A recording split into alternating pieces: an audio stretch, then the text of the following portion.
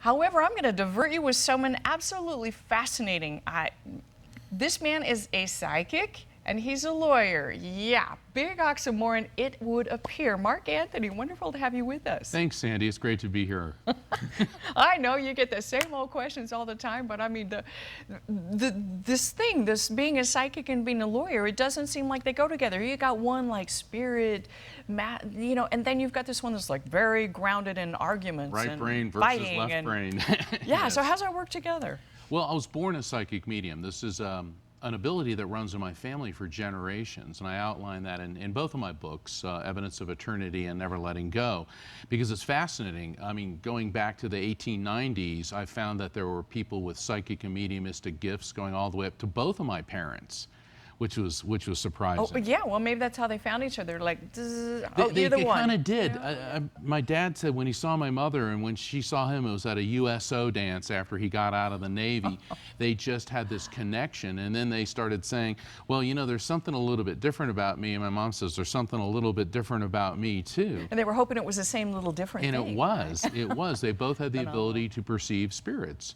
And so I grew up in a household where this was not an unusual thing. And what I like about my two professions, they both deal with evidence. As an attorney, I have to have evidence to prove my case in court. And as a psychic medium, I have to bring forth facts and evidence to verify the identity and the reality of the contact with the spirit. And also, they're both about helping people. As a lawyer, helping people through all sorts of horrific things. Sure.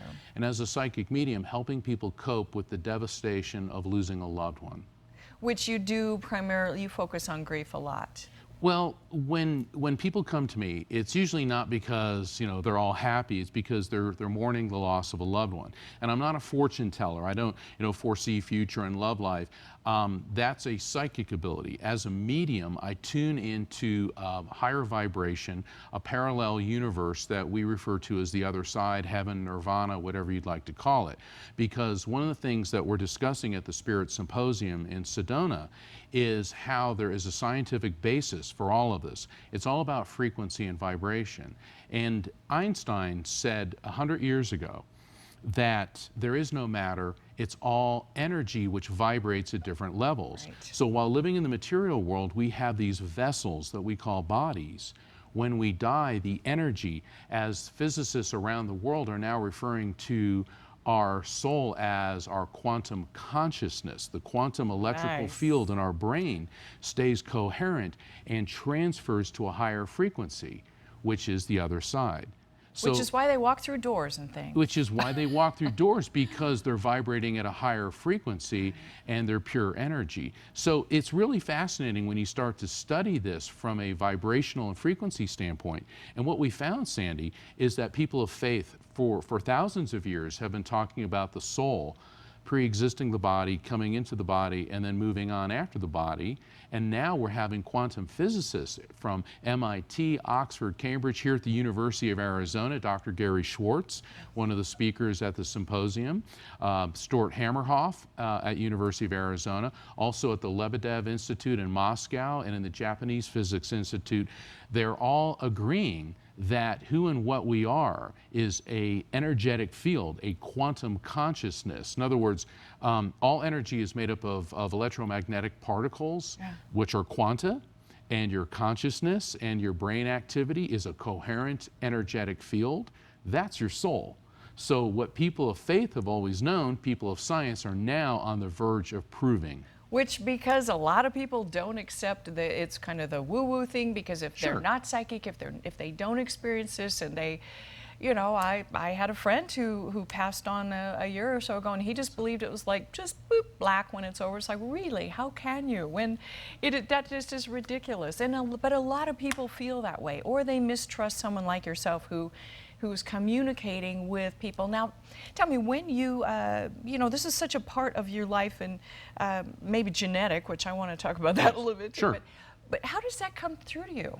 You know, how do you know who it is or what they're saying to you? It's all about evidence, receiving people. When a spirit communicates with me, and in a one-on-one session, you're going to get more than one people coming through. Recently, I had 14 human spirits, 2 dogs, and a cat come through, because animals can communicate as well. Yes. Yes, I mean, energy is neither created nor destroyed, only transferred from one form to another. That's the laws of physics. Right. And animals have spirits. Animals have souls. It's a different form of intelligence, different type of communication. They're better than we are usually. Well, better they're people. certainly nicer. That's what I mean. They're very kind. They're very loving usually. But think right now, and to all the viewers, think of the Eiffel Tower.